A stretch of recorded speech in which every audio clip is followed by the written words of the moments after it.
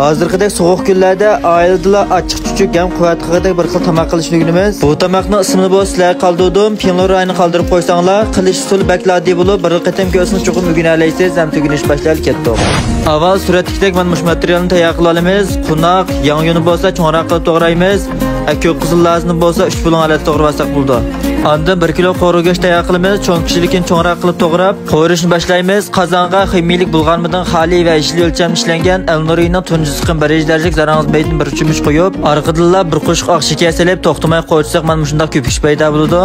Ondan go'shtni selib bir nechini qo'rib, rang kirgizib olgandan keyin zanjibil, so'm piyozni selib bir nechini aralashtirib qo'yibla, oila chanab tayyor qilib olgan xushpuroq lazjani 1 qo'shiq selib, yana bir nechini aralashtirib qo'yibla, xushpuroq material solamiz. Ishiltirganimiz bo'lsa, xoja, savgo, shangye, bayku, bajo va guypi qatorliqlarni silib ishlasak bo'ldi.